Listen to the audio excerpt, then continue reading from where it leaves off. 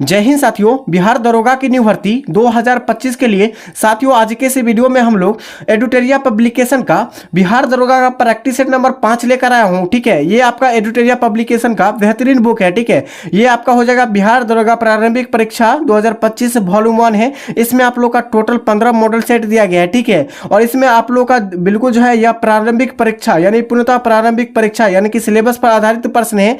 ठीक है दोस्तों, ये आपका बिहार दरोगा का बेहतरीन प्रैक्टिस सेट चलेगा। ठीक है, और दोस्तों ये इससे पहले आप लोग का ऑलरेडी 5 यानी कि 4 प्रैक्टिस सेट हो चुका है। ठीक है, अभी तक नहीं देख पाए तो आप लोग जो है प्लेलिस्ट में जाकर देख सकते हैं। तो चलिए दोस्तों इसी के साथ आज के सेशन को स्टार्ट करते हैं। और दोस्तों आज के सेशन का पहला क्वेश्चन है कि हजारों झीलों का भूमि किस देश को कहा जाता है? हजारों झीलों का भूमि किसे कहा जाता है? ठीक है, तो दोस्तों यहां से आप लोग को सोच समझ कर आंसर करना है, बिल्कुल सोच समझ कर। ठीक है, और आप लोगों के लिए जो है डेली 8 बजे शाम को यानी कि रात 8 बजे आप लोग का डेली लाइव क्लास चलता है बिहार दरोगा का। ठीक है, तो दोस्तों आप लोग बताइए कि हजारों झीलों का भूमि किसे कहा जाता है? आपके सामने 4, पहला है थाईलैंड, दूसरा है फिनलैंड, तीसरा है ब्रिटेन और चौथा है जापान को किस देश को कहा जाता है? तो यहां से जो सही आंसर क्या हो जाएगा? तो फिनलैंड को कहा जाता है साथियों हजारों झीलों का भूमि। ठीक है, यहां पर झीलों होगा, हजारों झीलों का भूमि जो कहा जाता है वह फिनलैंड को कहा जाता है। तो यहां से राइट आंसर ऑप्शन बी हो जाएगा। ठीक है, यहां से 2-3 क्वेश्चन को आप लोग अच्छी तरह से याद रखिएगा जो कि आपका ऑलरेडी बिहार दरोगा में क्वेश्चन को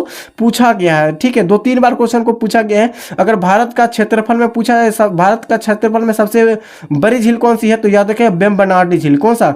वेम्बनाड झील है भारत के सबसे बड़ी क्षेत्रफल में झील। ठीक है, और भारत के सीधे अगर झील पूछा है, सब सीधे आपका झील पूछा है कि सबसे बड़ी झील कौन सी है, तो हो जाएगा आपका चिल्का झील। क्या हो जाएगा दोस्तों? चिल्का झील हो जाएगा जो कि आपके ओडिशा राज्य में, भारत के ओडिशा राज्य में स्थित है। ठीक है, यहां से इन सभी क्वेश्चन को याद रखिएगा क्योंकि इस सभी क्वेश्चन आपको एग्जाम में 2-3 बार क्वेश्चन को रिपीट किया गया है। ठीक है, तो चलिए दोस्तों यहां से जो राइट आंसर क्या हो जाएगा? ऑप्शन आपका हो जाएगा बी हो जाएगा फिनलैंड।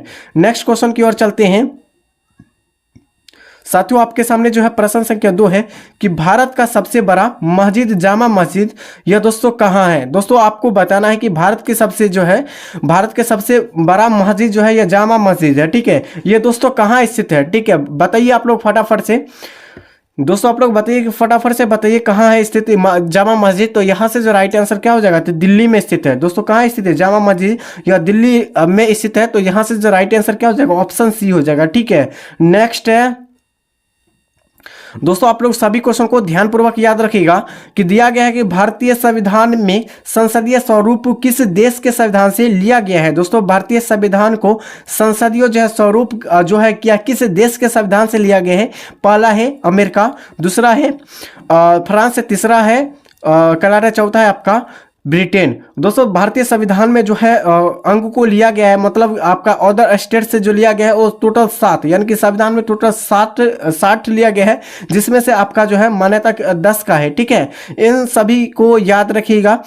नेक्स्ट है कि आपको बताना है कि भारतीय संविधान के संसदीय स्वरूप किस देश के संविधान से लिया गया है। तो यहां से जो सही आंसर क्या हो जाएगा? तो यहां से जो आपके सामने ऑप्शन जो हो जाएगा यह ब्रिटेन से लिया गया है। ठीक है दोस्तों, ब्रिटेन से लिया गया है जो कि यहां से राइट आंसर क्या हो जाएगा? संसद। दोस्तों संसद को भी आपको ब्रिटेन से लिया गया है। ठीक है, इसको भी आप लोग याद रखिएगा। चलिए दोस्तों नेक्स्ट क्वेश्चन की ओर। दोस्तों IDBI बैंक की स्थापना किस वर्ष किया गया था? दोस्तों IDBI की स्थापना जो किया गया था यह किस वर्ष किया गया था? ठीक है दोस्तों, आपके सामने पहला ऑप्शन है 1954, ऑप्शन बी है 1956, ऑप्शन सी है 1964, ऑप्शन डी है 1972। तो दोस्तों यहां से जो राइट आंसर क्या होगा?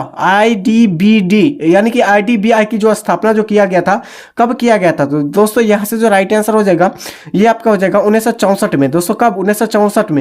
और यहां से याद रखेगा दोस्तों 14 बैंकों का, दोस्तों 14 बैंकों का जो राष्ट्रीयकरण किया गया था वो कब किया गया था? 14 बैंकों का राष्ट्रीयकरण किया गया था 1969 ईस्वी में। कब दोस्तों? सॉरी, हाँ 1969 ईस्वी में किया गया था। 14 बैंकों का राष्ट्रीयकरण किया गया था। ठीक है, यहां से इस क्वेश्चन को भी याद रखिएगा। चलिए दोस्तों अगले क्वेश्चन की ओर।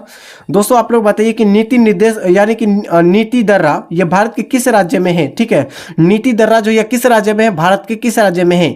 तो यहां से जो सही आंसर हो जाएगा, यहां से जो राइट आंसर जो होगा आपके सामने ये आपका हो जाएगा उत्तराखंड से। ठीक है, नीति दर्रा उत्तराखंड से संबंधित है, इसको याद रखिए, यानी कि उत्तराखंड में स्थित है। ठीक है, नेक्स्ट है और दोस्तों आपको जो है सिपकीला दर्रा। ठीक है, सिपकीला दर्रा यह कहाँ स्थित है? तो दोस्तों सिपकीला दर्रा जो है यह हिमाचल प्रदेश में स्थित है, इसको याद रखिएगा दोस्तों यहां से। ठीक है दोस्तों, और दोस्तों और क्या रखना है? चलिए दोस्तों नेक्स्ट वीडियो यानी कि आप लोगों को बताएंगे, ये इस पे जो है पूरी चर्चा करेंगे, ठीक है। नेक्स्ट है कि दादा साहब फाल्के पुरस्कार किस क्षेत्र से दिया गया। दोस्तों दादा साहब फाल्के किस क्षेत्र से दिया गया है, ठीक है। आपको क्षेत्र बताना है कि दादा साहब फाल्के को जो पुरस्कार दिया गया था वो किस क्षेत्र से, ठीक है। तो यहाँ से जो सही आंसर क्या हो जाएगा साथियों, 6 के लिए जो आंसर हो जाए आपके सामने, ये आपका हो जाएगा सिनेमा के क्षेत्र से है, ठीक है दोस्तों। किस क्षेत्र से, सिनेमा के क्षेत्र से है, जो कि यहाँ से राइट आंसर ऑप्शन ही हो जाएगा, ठीक है। नेक्स्ट है कि भारतीय प्रशासनिक सेवा का जनक किसे माना जाता है। दोस्तों भारतीय प्रशासनिक सेवा का जो जनक माना जाता है, यह किसे माना जाता है, ठीक है। बिल्कुल आप लोग को सोच समझ कर आंसर करना है। अभी तक सेशन को लाइक नहीं किया है साथियों, तो सेशन को लाइक कर दीजिए और चैनल को आप लोग सब्सक्राइब कर दीजिए, ठीक है। और इस वीडियो को फटाफट से अपने मित्रों को भी शेयर कीजिए, और इसका PDF आंसर के साथ आपको टेलीग्राम चैनल पर मिलेगा, ठीक है। टेलीग्राम चैनल का लिंक इसी वीडियो के डिस्क्रिप्शन बॉक्स में मिल जाएगा। तो इसका जो राइट आंसर क्या हो जाएगा, भारतीय प्रशासनिक सेवा का सेवा जनक के जो है किसे माना जाता है।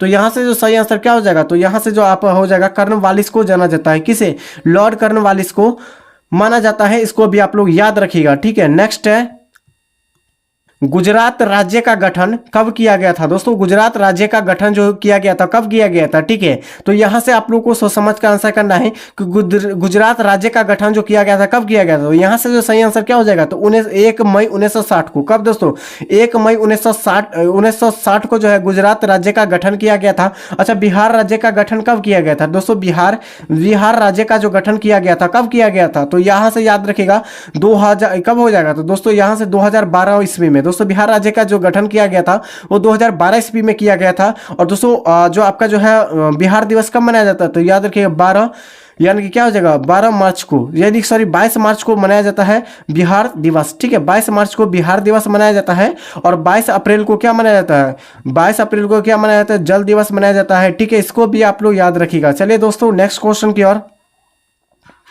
कि उत्तरी पश्चिमी रेलवे मंडल का मुख्यालय कहाँ स्थित है। दोस्तों उस उत्तरी पश्चिमी रेलवे मंडल का जो मुख्यालय है यह कहाँ स्थित है, ठीक है। तो यहाँ से जो सही आंसर क्या हो जाएगा साथियों, यहाँ से जो राइट आंसर हो जाएगा आपका जयपुर राजस्थान में स्थित है। कहाँ हो जाएगा, जयपुर राजस्थान में उत्तरी पश्चिमी रेलवे यानी कि रेलवे जो है मंडल का मुख्यालय है।